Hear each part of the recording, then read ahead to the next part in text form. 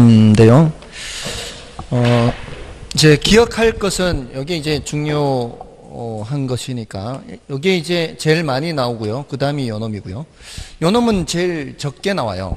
출제되는 빈도는 제일 적은데 요 정책론의 정부 시장 개입이라는 주제를 이해할 때 좀 도움이 돼요. 그래서 시간이 조금은 걸리지만 이걸 좀 설명을 드려요. 그리고 우리가 사는 사회는 자본주의 사회잖아요. 자본주의의 사회에 살면은 자본주의의 가장 큰 특징적인 부분을 한 번쯤은 좀 들어보는 게 괜찮지 않나 싶어서 제가 그런 부분, 예를 들어 제가 경제학을 공부하면서 몇 년에 걸쳐서 깨달은 부분이 있는데 그런 것을 간단한 짧은 시간 내에 여러분한테 설명해서 자본주의가 이런 사회구나. 자, 요런 정도만이라도 이해를 하신다면 여러분들이 제 수업을 듣는 과정에서 그 하나 얻는 뭔가 남게 되는 것이 있지 않을까 뭐 그런 생각도 들어요. 뭐 합격을 떠나서 자본주의 경제가 이런 거구나. 그런 부분을 설명할 기회가 있어요, 이게. 그리고 여기에 이해하는 데 좀 도움이 되고요. 그래서 좀 설명을 드립니다. 자, 아무튼 먼저 부동산 시장 특성부터 설명드리는데, 그러려면 이제 시장 개념부터 할게요, 시장 개념. 요거는 이제 출제는 잘 안 돼요. 출제는 잘 안 되는데, 시장이 뭐냐 하는 거죠, 시장. 여러분들, 시장 하면 뭘 생각이 딱 떠오를까요? 시장 하면 떠오르는 생각. 그건 공부해서 하는 거고, 공부하기 전에 보통 시장이다 그러면 어떤 모습이 떠올라요? 사고 파는 장소. 여기는 그런 재래시장이 지금 없잖아요. 조치원에 가면 있고요. 여기 오시기 전에 혹시 재래시장 다니시던 곳이 있었나요? 여기 이사 오시기 전에. 어디 무슨 시장이 있어요? 대전에? 유성시장 있고, 유성시장 유성장날 있잖아요. 중앙시장도 있고, 중앙시장이면은 은흥정이 뭐 있는 그런 동네인가요? 그런 시장들. 무슨 시장이요? 오일시장. 거기도 오일시장이 있어요? 그래요? 여기 유성시장도 오일장이 서잖아요. 거기도 오일장이 있는가 보네. 요즘은. 외곽에는 있어요. 어떤 시장 가보신 적 있나요? 재래시장? 좋아해요? 오일시장 뭐 이런 거? 가보신 좀 생각나는 오일시장이 있나요? 무슨, 거기는 양동시장이 유명해요? 거기 뭐 오일마다 쓰는 거예요? 상설시장이에요?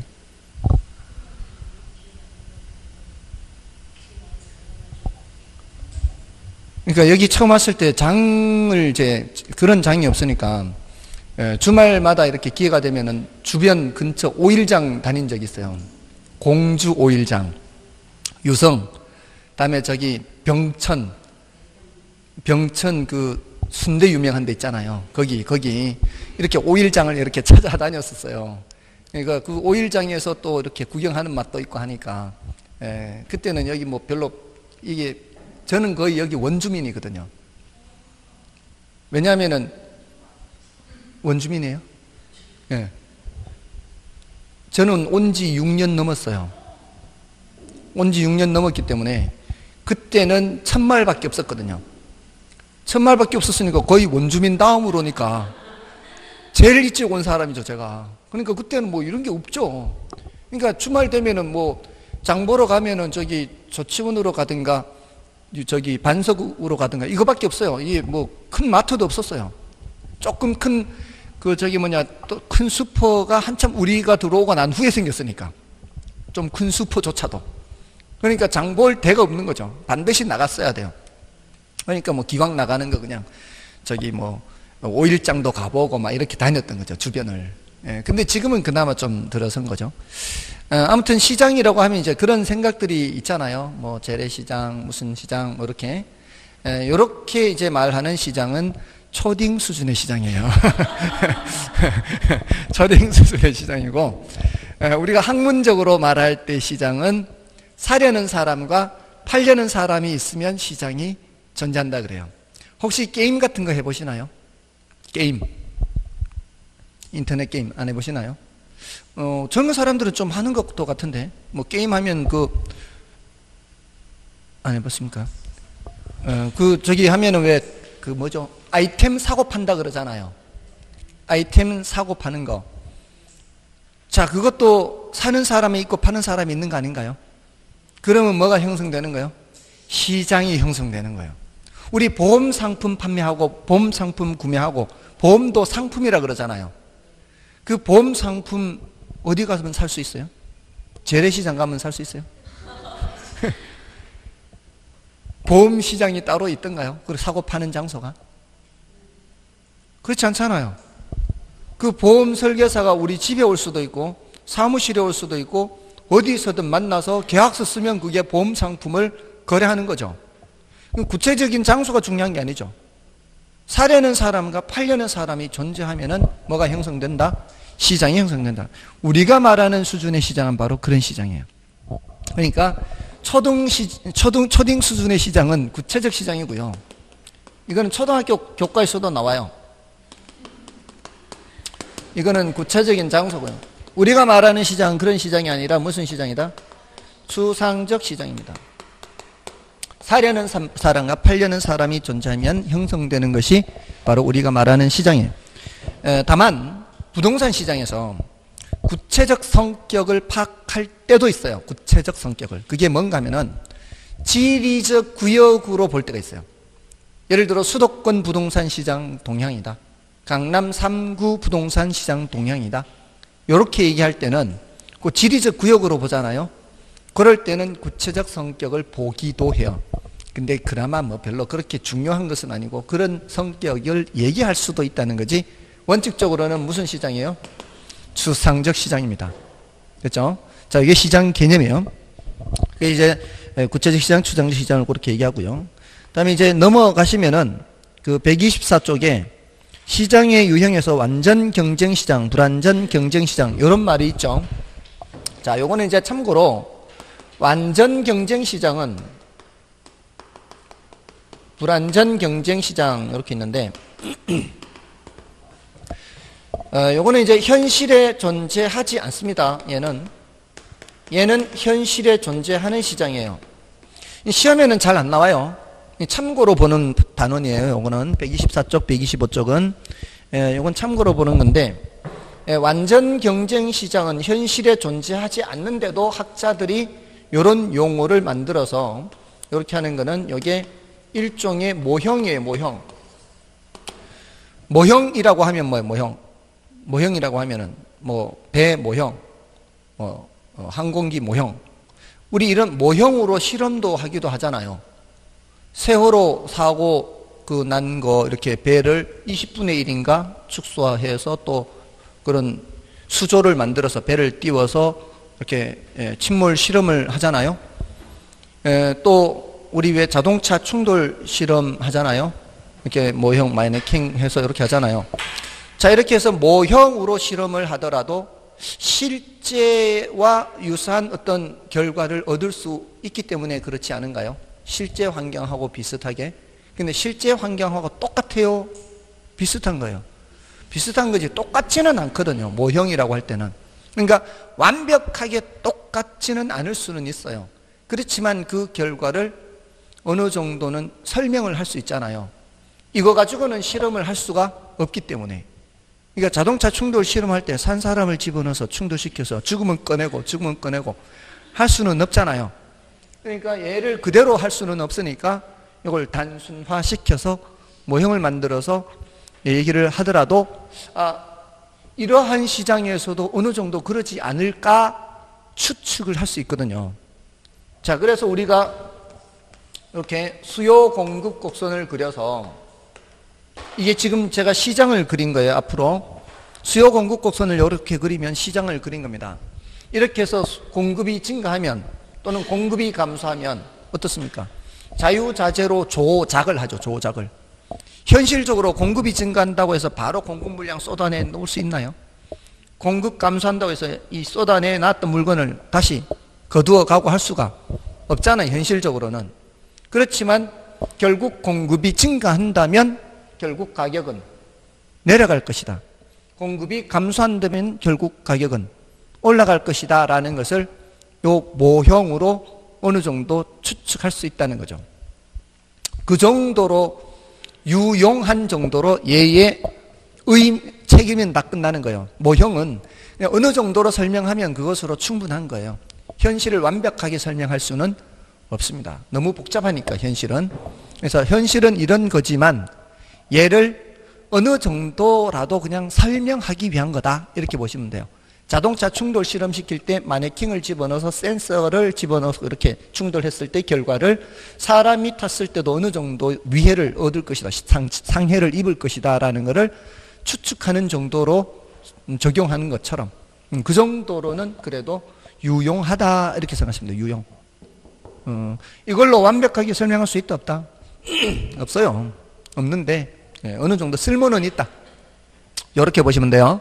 그래서 그런 정도라고. 현실은 이 완전 경쟁시장의 조건이라는 게 있거든요.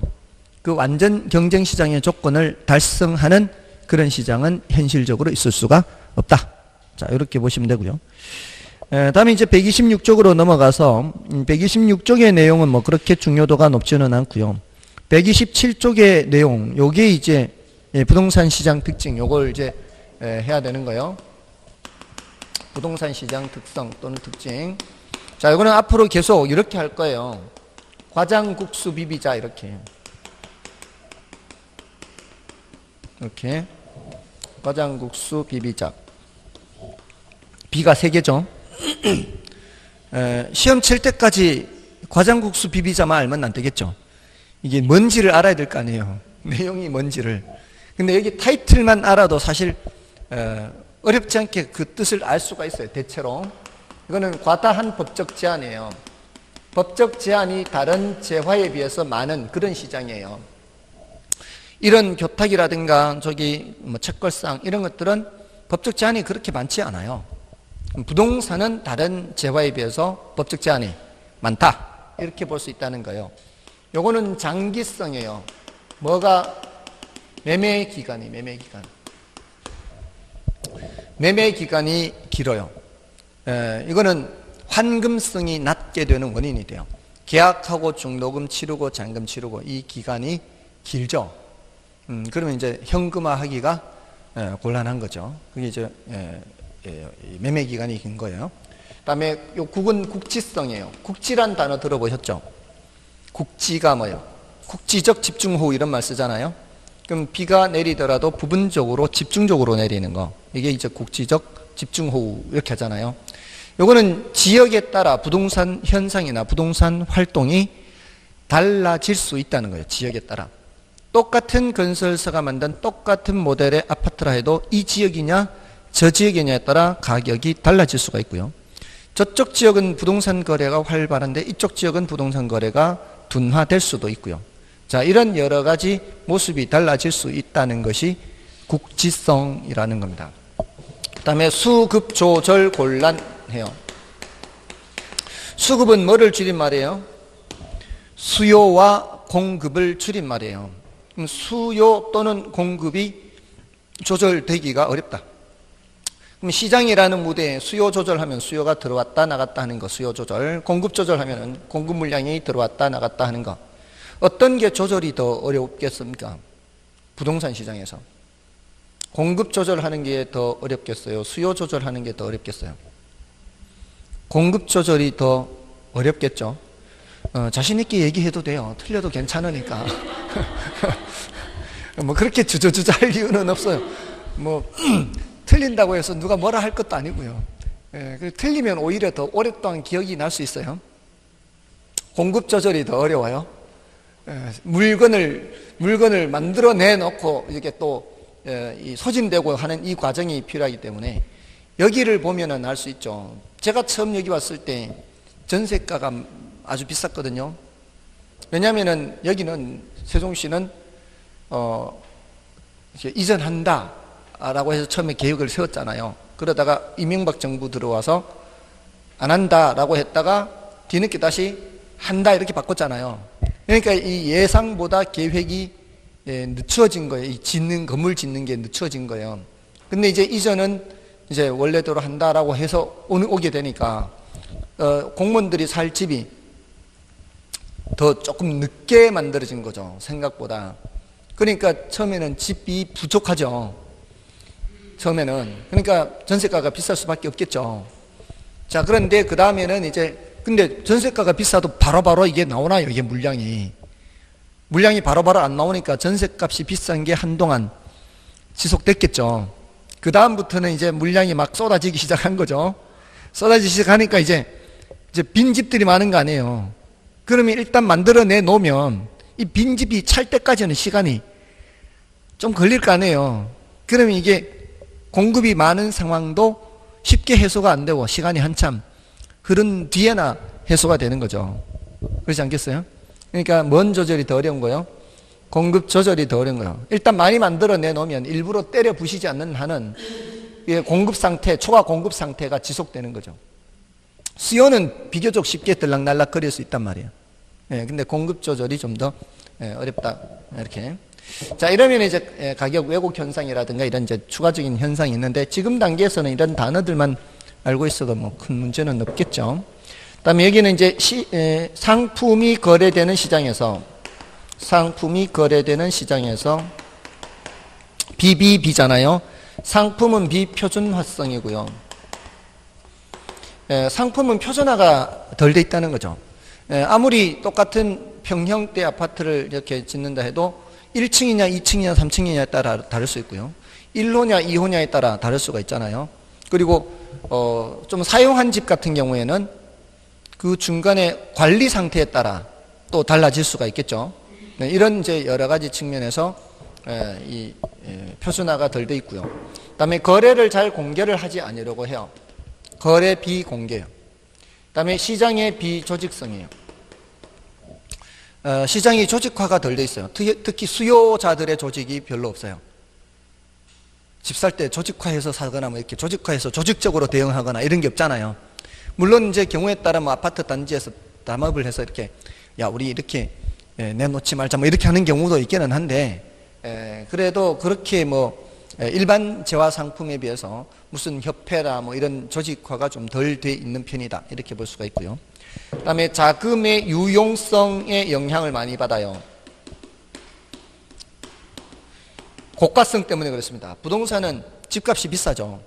집값이 비싸기 때문에 이게 얼마나 자금을 대출받기가 쉬우냐 그렇지 않느냐에 따라서 영향을 많이 받을 수 있다는 겁니다. 이게 이제 과장국수 비비자예요. 그러니까 이 과장국수 비비자 이걸 단어는 사실 금방 기억할 수 있죠. 그런데 과가 뭔지 장이 뭔지 이거 자꾸 생각을 해봐야 돼요. 평소에. 그래야 이 내용을 알게 되는 거죠. 그 끝까지 과장국수 비비자만 생각해가지고는 시험에 별 도움이 안 되는 거예요. 그 공법이나 다른 과목에도 이렇게 앞글자 따는 게 많을 거예요. 공법의 건축법에서인가? 그 자산 전문 영교 건축인가? 건축인가요? 군지, 긴지 뭐 하여튼. 근데 자가 뭔지, 산이 뭔지, 전이 뭔지를 알아야 되거든요. 근데 지금 저는 그거밖에 몰라요. 자산 전문 영교 건축 이거밖에 몰라. 그 내용이 뭔지 알아야 시험 칠 때 도움이 되는 거거든요. 이게 자가 뭐예요? 산이 뭐 산업 뭐 하여튼 뭐 있는데 뭔가 있어 이게. 근데 끝까지 자산 전문 영교 건축 이렇게 해가지고는 절대 도움이 되는 거 아니에요 시험에. 그러니까 그 내용을 자꾸 틈날 때마다 해 두셔야 돼요. 자, 아무튼 이번 입문 과정에서는 이 정도로 말씀을 드리고요. 다음에 넘어가시면은 그 129쪽에 부동산 시장의 기능 있죠. 자, 이 시장 기능입니다. 시장 기능. 자, 요거는 이제 잘 들어보세요. 요거는 이제 사실 경제학에서는 굉장히 중요합니다. 경제학에서는 굉장히 중요한데 부동산학에서는 그렇게 중요도가 높은 것은 아니고요. 근데 재미는 있어요. 들어보십시오. 여기서 이제 자본주의에 대해서 이제 좀 설명을 드릴 기회가 있습니다. 여러분들 우리가 사는 사회가 경제체제가 자본주의 사회라는 건 알고 계시나요? 그럼 자본주의 체제의 그 특징이 뭘까요? 특징. 자본주의 체제에 살면서 한 번쯤은 생각을 해보고 좀 알고 가면은 좀 그래도 좀 뿌듯하지 않을까요? 예, 우리가 살고 있는 자본주의 체제가 도대체 어떤 체제냐? 자, 들어보세요. 어떤 사회든 경제체제라는 게 있어요. 경제체제. 정치체제, 경제체제, 무슨 체제, 이런 체제가 있잖아요. 경제체제로서 고대 사회에는 노예 경제 시스템이 있어요. 그 노예 경제 시스템에서는 자원을 이용해서 상품을 만들 때 노예의 노동력을 이용하죠. 그래서 상품을 생산하고요. 소비는 누가 해요? 그 상품을? 귀족이나 주인들이 하는 거죠. 노예들은 생산만 할 뿐이지 소비는 하지 않습니다. 물론 최소한의 생존을 위한 것은 지급받겠지만 대부분은 귀족들이 하는 거죠. 잉여 생산은. 자, 근데 지금 현대 와서는 자본주의 체제에서는 노동자들, 근로자들, 자, 이런 사람들이 생산을 하죠. 자원을 이용해서. 그럼 생산된 상품은 누가 소비를 하죠? 돈 있는 사람이 소비를 하는 거예요. 근데 그 돈 있는 게 근로자들은 자신의 임금으로 하는 거고요. 그죠? 뭔가를 제공한 사람은 거기에 대한 상응하는 대가를 받아서 상품을 소비하는 거 아닌가요? 그게 바로 소득이거든요. 맞죠? 이 소득으로 결국 상품을 구매하는 거 아니에요. 그러니까 소득이 많은 사람이 상품을 더 많이 구매하는 겁니다. 그죠?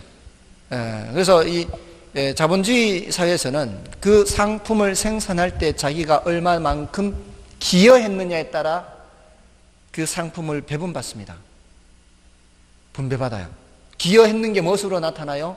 소득으로 나타나요. 그러니까 내가 고가의 부가가치를 발생시킬 수 있는 노동력을 제공했다면 거기에 합당한 소득이 있겠죠.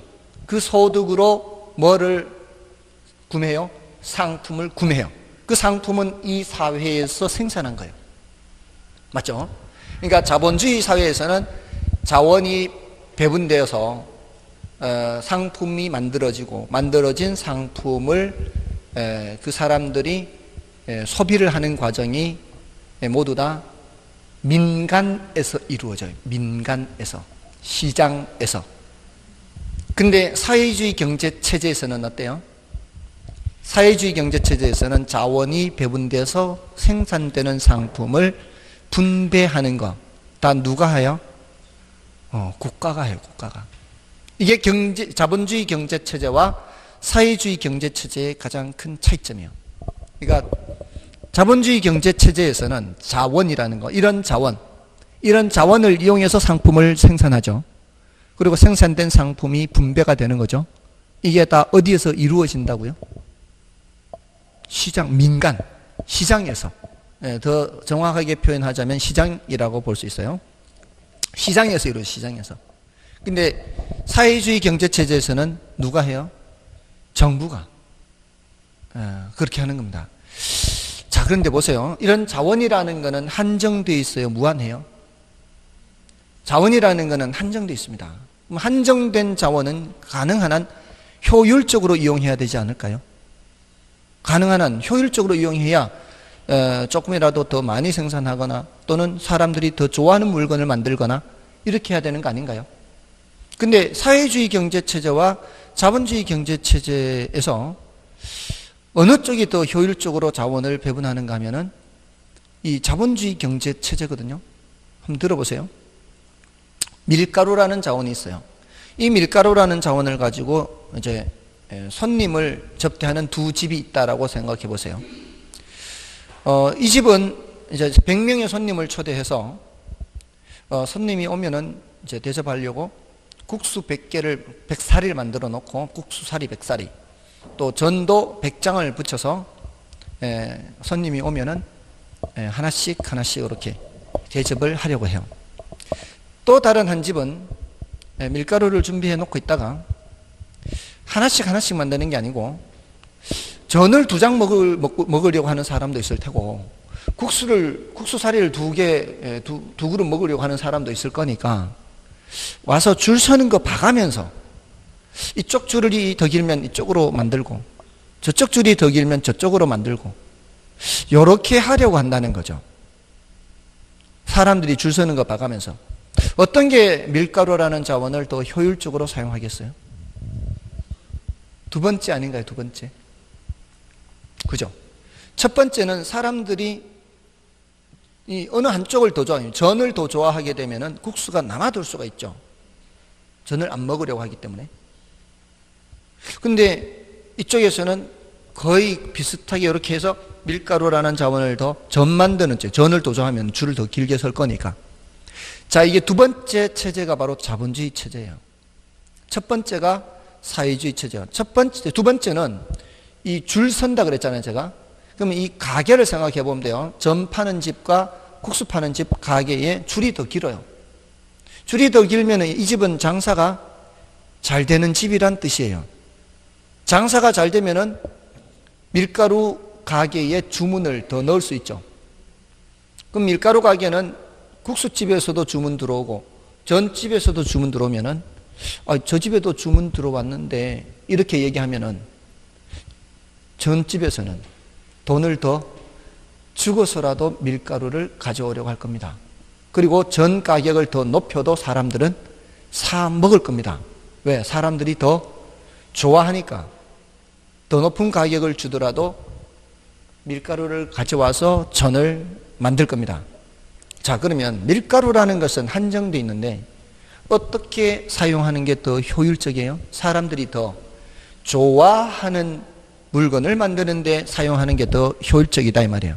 근데 자본주의 사회에서는 더 좋아하는 물건인지 그렇지 않은 물건인지가 무엇으로 나타나게 돼 있는가 하면은 가격으로 나타나게 돼 있어요. 더 좋아하는 물건은 더 높은 값을 지불하고서라도 구매를 한다는 얘기입니다. 애플의 아이폰하고요, 삼성의 갤럭시하고 고가폰으로 경쟁을 하다가 지금은 차이가 많이 나는 편이죠. 아이폰이 훨씬 더 비싼 편이죠. 자, 그게 한참 경쟁할 때는 비슷비슷했었어요. 그 당시에 이 둘 다 100만 원 이제 넘는 이 고가폰을 생산할 때 그 유튜브에 그런 그 동영상이 많이 올라왔어요. 이 부품을 다 떼가지고 부품을 다 떼서 이게 부품 값이 다 합하면 얼마 되는지 그런 거 동영상 올리고 막 했었어요. 그때 당시 20몇만 원이에요. 부품값 합계가 20몇만 원. 삼성하고 큰 차이 없어요. 자, 그러면 그 부품을 납품하는 회사에 애플에서도 주문 들어오고 삼성에서도 주문 들어왔을 때 이게 시설이 모자라면 이제 물량이 딸리겠죠.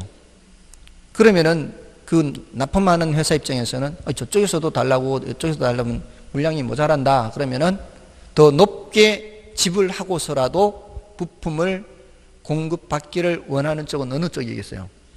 애플이 그 여력이 더 있겠죠. 더 비싸게 받으니까. 더 비싸게 받으니까 더 높은 값을 주고서라도 부품을 가져가려고 할 겁니다. 자, 그러면은 이 부품이라는 자원도 어느 쪽으로 먼저 가요? 그 부품의 값을 더 쳐주는 쪽으로. 밀가루라는 자원이든 이런 부품이든 그 몸값을 더 높게 쳐주는 쪽으로 먼저 갑니다. 그렇게 더 높은 값을 쳐줄 여력이 있다는 건 뭐예요? 그걸 더 높은 값을 쳐주고서 부품을 구입해 오더라도 더 높은 이윤을 얻을 수 있는 상품을 생산할 수 있다는 얘기 아니에요. 그럼 사람들이 뭐를 더 좋아하니까? 아이폰을 더 좋아하니까 그 더 높은 값을 주고서라도 사는 거 아닌가요? 그러면은 그 제품을 만드는 회사는 그 제품을 만드는 그 인력들, 그런 인력들이 그 기능이라든가 디자인이라든가 이런 걸 사람들이 더 좋아하는 뭔가를 만든 거 아닌가요? 그러면 그 고용하는 사람들, 고용되어 있는 이 직원들도 더 높은 몸값을 받으면서 그쪽으로 가지 않을까요? 여러분들도 인적 자원이에요. 여러분들도 어느 쪽으로 먼저 가려고 해요? 나한테 월급을 더 많이 주는 쪽으로 가려고 하지 않습니까? 인적 자원도 자원입니다. 이것도 자신의 몸값을 더 높게 쳐주는 쪽으로 가는 거예요. 그러면은 그 회사는 어찌해서 더 높게 임금을 줄 여력이 있어요? 여러분의 인력을 이용해서 더 사람들이 비싼 값을 지불하고서라도 구매하려고 하는 상품을 만드는 회사란 얘기예요. 그러면 이런 물적 자원, 인적 자원을 이용해서 사람들이 더 높은 값을 지불하고서라도 사려고 하는 그런 상품을 만드는 회사. 사람들이 좋아하는 거죠. 그게 다 무엇으로 나타난다고요? 가격으로. 상품의 가격으로 나타나는 거. 이게 자본주의에서는 정말 뛰어난 겁니다. 시장이 자원을 배분하고 이런 상품을 분배한다라고 할 때 생산된 상품도 분배하고 이게 다 누가 한다고요? 시장이 한다고 할 때 그 시장에서 형성되는 무엇 보고 가격 보고 수요자나 공급자들이 행동하는 과정에서 자연스럽게 자원이 배분되고 생산된 상품이 분배되고 이게 바로 시장 기능이에요. 정말 이게 뛰어난 겁니다. 다른 게 아니라 시장 기능은 무슨 기능과 같은 거예요? 가격 기능이에요. 자본주의 사회는 자원 배분이 되고 소득이 분배되고 하는 게 모두 다 어디에서 이루어지는데? 시장에서 이루어지는데 시장에서 형성되는 무엇 보고 가격 보고 사람들이 행동하는 과정에서 나타나는 거예요. 그 가격에 다 드러나게 돼 있다고요. 사람들이 얼마나 좋아하는 물건인지 좋아하지 않는 물건인지가 가격에 나타나게 돼 있어요. 가격이 좀이라도 높게 형성된다는 건 그만큼 사람들이 더 좋아한다는 뜻입니다. 얼마나 뛰어나겠어요. 정말 뛰어난 겁니다. 제가 이걸 깨닫기까지는 수년의 공부 과정이 필요했던 겁니다. 사실은 그 아담 스미스라는 학자가 가격을 뭐라고 했는지 혹시 들어보셨어요? 보이지 않는 손. 다들 이미 알고 계세요. 저도 처음 공부할 때 이미 그거는 다 봤어요. 근데 그거를 저는 깨달은 거죠. 그러니까 이렇게 설명을 드리는 거죠. 그냥 단순히 가격을 보이지 않는 손이다 이렇게 말할 때는 이게 뭐가 뭔 뜻인지를 모르는 거지만 지금은 자본주의 사회에서는 사람들이 더 선호하고 그렇지 않은 것들이 다 가격에 나타나게 돼 있다는 거예요. 근데 사회주의 체제에서는 이런 시장이 형성되지 않는 거예요. 계획경제로 자원을 할당하는 거죠. 자, 국수 만드는데 밀가루 얼마 보내. 전 부치는데 밀가루 얼마 보내. 이런 식이라는 거죠. 그렇게 되면은 걔네들은 뒤늦게라도 알 수는 있죠. 1년 지나고 보니까 국수는 남아돌고 저는 모자랐어요. 그러면은 계획경제 하에서는 이걸 바꾸면 되죠. 이제 1년 지난 후에 야 지난번에 국수 남았으니까 밀가루 만드는 대로 전 부치는 대로 밀가루 더 보내. 근데 사람들의 선호가 고정되어 있지 않잖아요. 그 다음 연도에는 국수를 더 좋아할 수도 있잖아요. 근데 이런 것들이 그 즉각적으로 사회주의 체제에서는 나타나지 않아요. 근데 자본주의 체제에서는 바로 줄 서는 걸로 나타나게 돼 있어요. 가격으로 나타나게 돼 있다고요. 그러니까 자본주의가 훨씬 더 자원을 효율적으로 사용하는 체제다 이 말이에요. 좀 느낌이 오십니까? 만약에 이게 느껴진다면은 여러분들은 제가 수년간에 걸쳐서 깨달은 거를 단 몇 분 만에 깨달은 거예요. 그리고 자본주의 사회는 누가 자원을 배분한다? 가격이. 시장이 자원 배분한다. 시장 기능이나 가격 기능이나 같은 말이에요. 됐나요? 그게 이제 자본주의 체제입니다. 그래서 부동산 시장 기능 하더라도 마찬가지예요. 부동산 시장에서도 마찬가지. 자, 이런 공간도 자원입니다. 요 공간을 누가 이용할 거냐 이 말이에요. 요 공간이라는 자원을 조금이라도 더 효율적으로 이용하는 업체가 더 높은 수익을 얻을 것이고 그 높은 수익을 얻는 업체가 임대료 밀리지 않고 지불하고 이 공간을 이용하는 거죠. 그러면 이 공간에서 그만큼 높은 수익을 낸다는 얘기는 이 공간에 오는 고객들이 그 값을 지불하고서라도 이 공간에서 뭔가를 얻으려고 하는 거 아닌가요? 바로 그거예요. 그렇게 해서 높은 수익을 내는 거죠. 그러니까 어떤 지역이 학원가가 형성되고 어떤 지역이 식당가가 형성되고 이런 것들은 다 뭘 뜻하는 거예요? 그게 식당으로 이용하는 것이 수익이 가장 높은 것이고 그리고 학원으로 이용하는 것이 수익이 가장 높은 거죠. 그리고 그 식당 가라 하더라도 모든 식당이 다 성공하는 건 아니고 그 중에 어떤 식당은 안 되고 이렇게 하잖아요. 그거는 뭔가 비효율적으로 운영하거나 사람들이 별로 좋아하지 않는 상품을 판매하거나 이렇게 된 거예요. 그러니까 사람들이 안 찾는 거죠. 그러니까 그런 거는 자본주의 사회에서는 자연스럽게 도태가 되는 거예요. 이게 자본주의 어떻게 보면 참혹함이라고도 할 수 있고요. 잘못하면 도태되는 거예요. 사람들이 더 좋아하는 뭔가를 만들도록 자꾸 해야 돼요. 그게 효율성이 높아지는 과정이에요. 그렇지 않겠어요? 사람들은 똑같은 돈 주고 왜 맛없는 걸 먹으려고 하겠어요? 더 맛있는 걸 먹으려고 하는 거죠. 거기에서 살아남으려면 그런 제품을 개발을 해야 되는 거죠. 어떻게 보면 냉혹하죠. 냉혹한 거예요. 예, 근데 그게 자본주의 사입니다. 그러면서 자본주의가 발전하는 거죠. 예, 이 과정에서 이제 아주 큰 단점이 있기는 해요. 바로 빈익빈 부익부 현상이에요. 자원은 효율적으로 배분을 하더라도 그 과정에서 낙오자가 되거나 실패하게 되면은 이제 나락으로 떨어질 수 있고요. 한번 크게 터뜨려 버리면은 아주 부자가 되면은 그 다음부터는 자신의 노동력이 아니라 자신이 벌어들인 자본으로 소득이 생기는 거죠. 돈이 돈을 벌어오는 상황이 되는 거예요. 그게 자본주의의 특징입니다.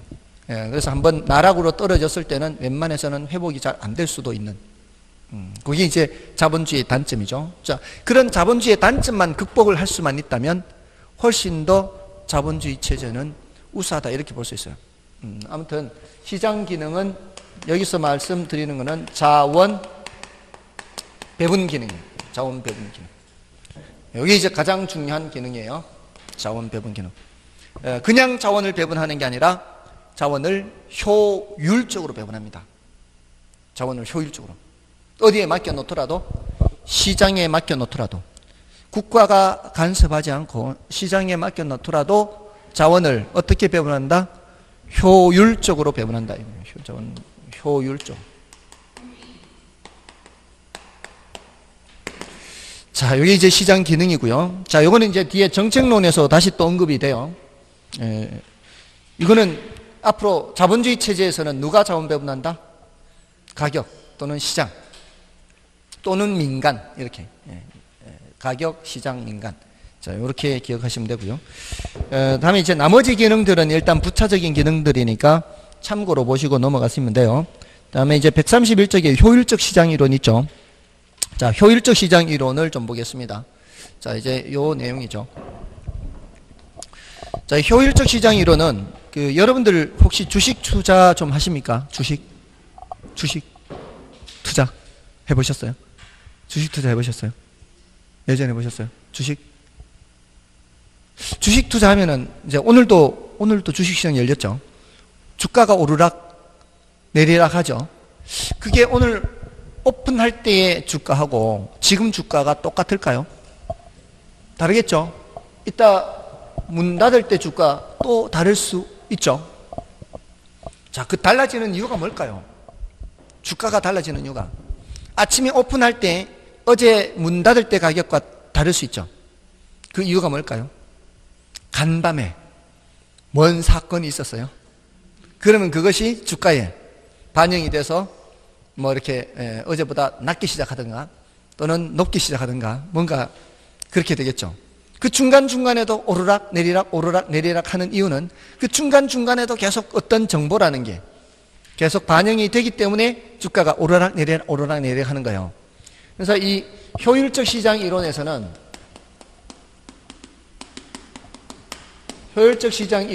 이 원래 주식 시장에서 정보가 얼마나 즉각적으로 반영되느냐 그렇지 않느냐를 보려는 거였는데 이거를 부동산 시장에도 적용하려는 거예요. 그러니까 여기서 말하는 효율성은 정보의 효율성을 말해요. 정보의 효율성. 정보의 효율성. 정보가 반영되면은 뭐고요? 정보가 반영되면은 효율적이에요. 정보가 반영되지 않으면 이거는 비효율적이에요. 아주 단순해요. 어떤 정보가 있는데 정보가 반영되면 효율적, 반영되지 않으면 비효율적이에요. 자, 부동산 시장에서도 마찬가지라는 얘기예요. 옆에 자 무슨 동네에 거기에 뭐가 대기업이 들어온다더라. 그러면은 그 정보가 반영이 된다면 그 땅값은 올라가겠죠. 반영이 되지 않으면 아직 안 올라가겠죠. 뭐 그런 거예요. 그런 거예요. 자, 근데 이 이론에서는 정보의 수준을 과거 정보하고요, 현재 공표 정보하고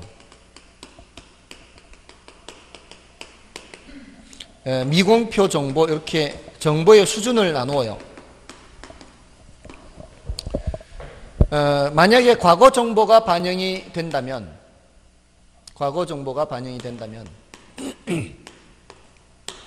이거 효율적이다, 효율적이지 않다.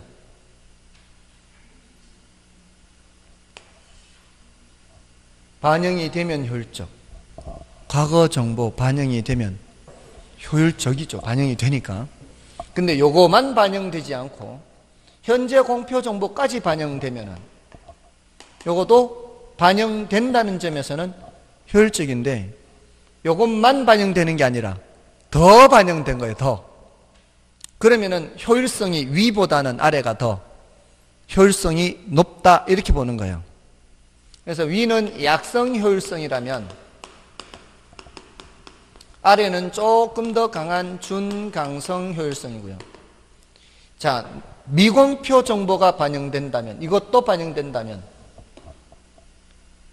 아직 발표하지 않은 정보예요.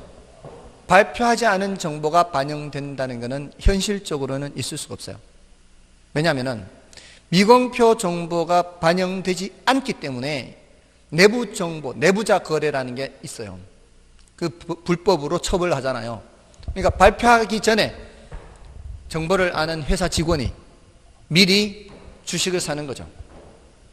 그리고 발표하면은 주가가 올라가면은 파면 시세 차익을 얻을 수 있죠. 이런 행동을 한다는 것은 미공표 정보가 반영이 돼 있기 때문에요, 돼 있지 않기 때문에 하는 거예요. 미공표 정보가 반영돼 있지 않기 때문에 그런 행동을 하는 거 아닌가요? 만약에 미공표 정보가 반영돼 있다면 그런 거 해봐야 소용이 없죠. 이미 반영돼 있으니까 미공표 정보를 가져와 봤자 소용이 없잖아요. 그러니까 현실적으로는 미공표 정보가 반영되는 거는 불가능하다, 이렇게 보시면 돼요. 근데 개념상으로 이런 효율성이 있다면 강성 효율성이 있다, 강성 효율성이다 해서 아까 완전 경쟁, 불완전 경쟁 했잖아요. 완전 경쟁은 현실적으로 있을 수 있어요, 없어요? 완전 경쟁은 현실적으로 있을 수 없잖아요. 그런 것처럼 이것도 현실적으로 있을 수는 없어요. 그래서 개념적으로는 어디까지만 있을 수 있는데, 현실적으로는 어디까지만 있을 수 있는데, 현실적으로는 여기 중강성까지만 있을 수 있는데, 개념상으로만 강성 효율성을 얘기하는 거예요. 강성 효율성. 개념상으로만. 자, 그럼 이제 현실적으로 이렇게 있다고 하는데, 어느 정도 정보까지 반영되느냐, 이렇게 하잖아요. 이렇게. 근데 그게 시대나 장소에 따라 다르다는 거예요. 지금으로부터 한 50년 전 생각해 볼까요? 지금으로부터 50년 전이면은 여기에 아무도 응애응애 태어나지도 않았죠. 그러니까 그 50년 전 상황이 어떤 상황인지 파악하기가 좀 쉽지 않으실 텐데, 그나마 저는 50년 전에 태어난 나이 있었거든요. 태어난 나이 있었으니까 그때 당시를 저도 정확하게는 기억은 못해요. 아주 어릴 때라, 깐난애기라. 근데 제가 기억하기에 제가 초등학교 1학년 때쯤 저희 집에 라디오가 들어왔어요. 라디오가. 초등학교 1학년 때쯤. 그러니까 그전에는 라디오 있는 집도 별로 많지 않았다는 얘기예요. 그럼 정부가 어떤 정책을 공표한다고 해서 그게 즉각 가격에 반영될까요? 그 당시는, 옛날 매스컴이 발달하기 전에는 정부가 정책을 발표한다고 해서 그게 바로 즉각적으로 시장에 반영될 가능성은 많지 않아요. 옛날에 정부가 정책을 발표할 때 옛날에도 다 공보관보가 있었어요. 공보관보 들어보셨어요? 공보관보. 공보는 지방자치단체에서 이렇게 발표하는 걸 말하고요. 관보는 정부가 하는 거예요. 그는 이제 그런 정책을 이제 법률안이라든가 이런 정책을 발표할 때는 그렇게 발표를 해요. 근데 옛날에는 뭐 일간 신문이나 이런 걸 통해서도 이렇게 발표를 하기도 하는데, 요즘은 뭐 SNS가 발달하고 뭐 이제 인터넷이 발달했으니까 즉각 적극적으로 많이 알 수는 있어요. 근데 예전은 그것보다 훨씬 정보 전달 속도가 어때요? 느리죠.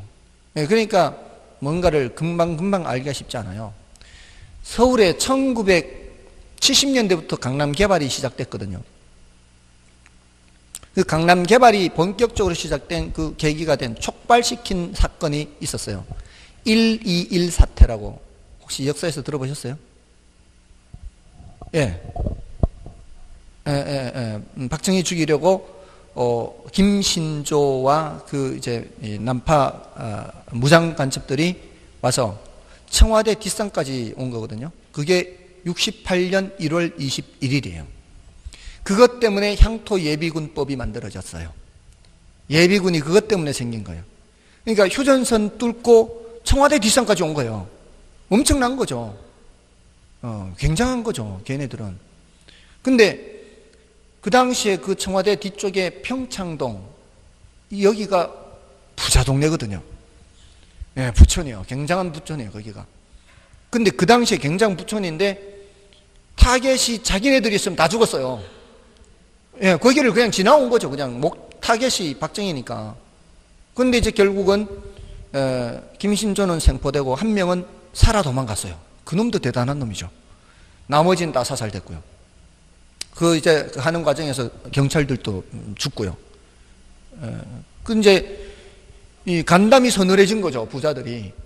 그러면서 이제 물론 서울시가 커져가는 거지만 그게 70년대 들어서 이제 강남 개발을 한다고 하는데 그 강남에 뭐 잠실, 잠원, 압구정 막 이런 데 이제 막 개발하는 거잖아요.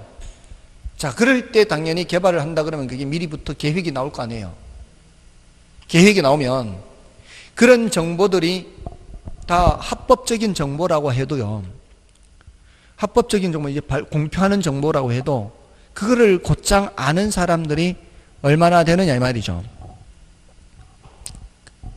그 훨씬 더 이 권력 주변에 있거나 고위 관료 주변에 있으면 정보를 얻을 확률이 더 높죠. 그 사람들은 어렵지 않게 그냥 미리 땅 사서 시세 차익을 얻을 수 있는 거죠.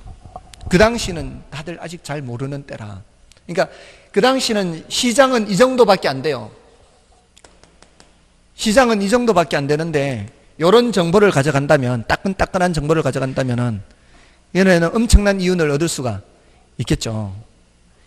그럼 요즘은 여기에 가깝다면 어떤 정보를 가져가야? 이런 정보를 가져가야죠. 그러면은 엄청난 이윤을 얻을 수 있죠. 근데 제가 봤을 때는 아직도 이 정도 정보만으로도 상당한 이윤을 얻을 수 있지 않을까라는 생각이 들기도 해요. 왜냐하면은 정부가 발표하는 모든 그 정책이라든가 이런 것들이 발표는 되더라도 그 정책의 진정한 의미를 해석하는 사람이 많지 않은 것 같아요. 해석하는 사람이. 그래서 예전에 이 공부를 하는데 이 수험생분이 한 4월쯤인가 점심 같이 먹자고 이제 수험생 다른 분들하고 이렇게 해서 같이 갔는데 뭐 이제 그 자리에서 이렇게 자연스럽게 얘기가 나온 거죠. 뭐 하시는 일이 뭐냐 뭐 이렇게 하는데 이제 퇴직을 하셨다는 거예요.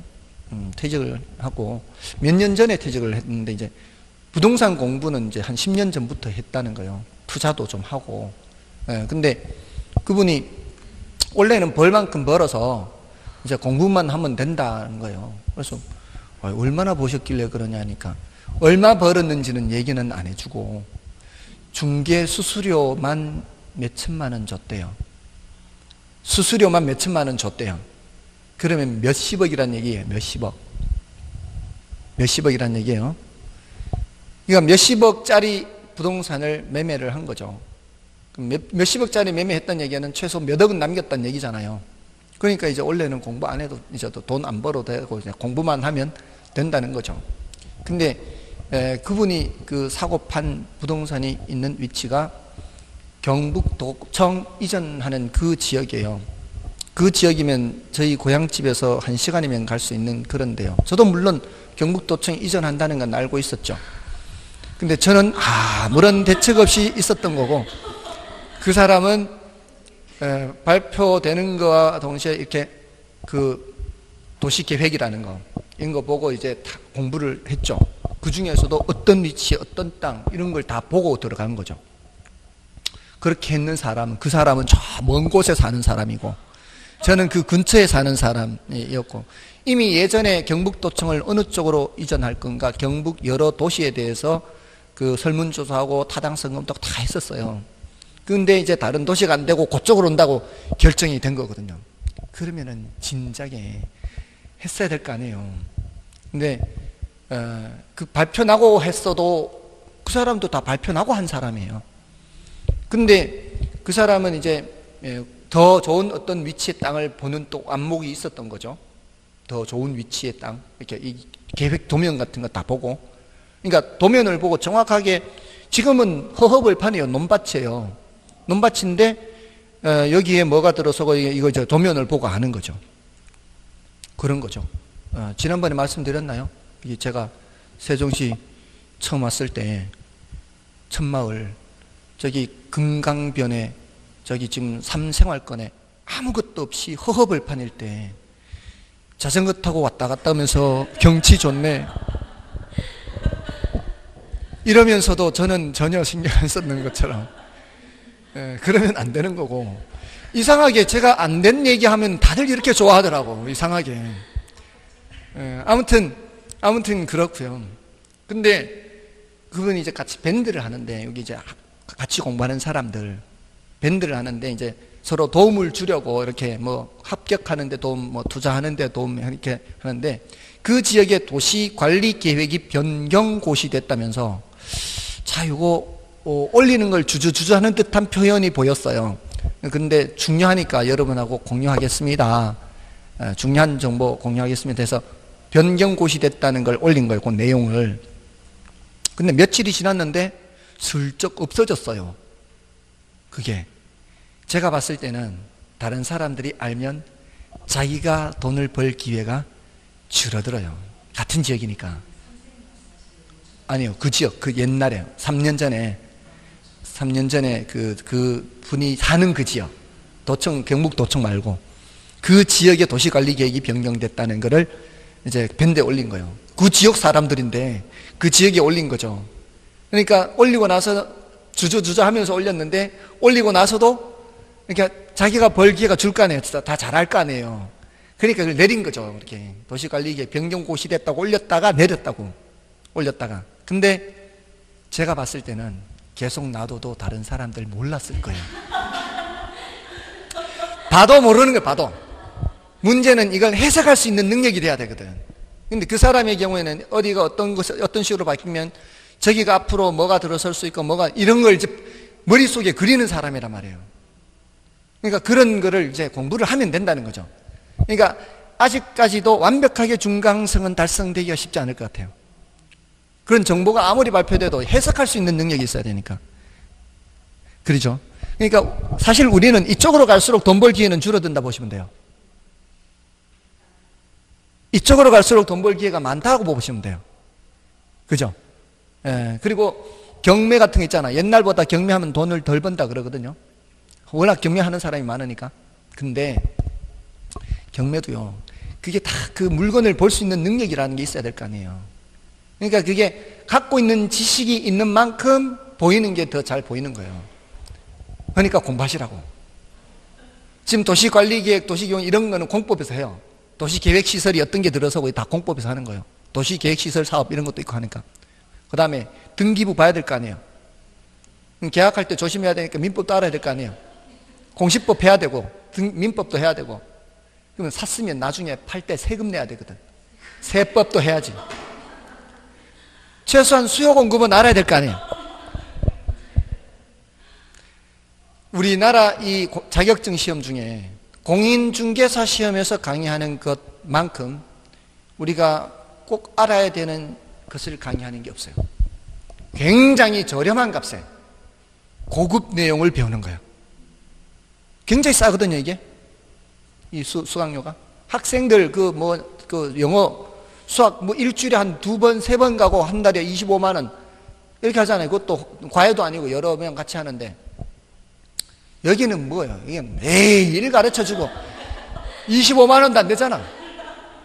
이런 데가 어디 있냐고, 이런 데가. 사실 제가 가르치는 이 강의 내용은 예전에 학생들 가르칠 때는 제가 고등학교 때 공부한 걸로 다 가르쳤어요. 제가 지금 강의하는 건 대학 과정에서 공부한 돈 들여서 훨씬 더 고급 내용을 강의하는 걸 사실은. 그잖아요.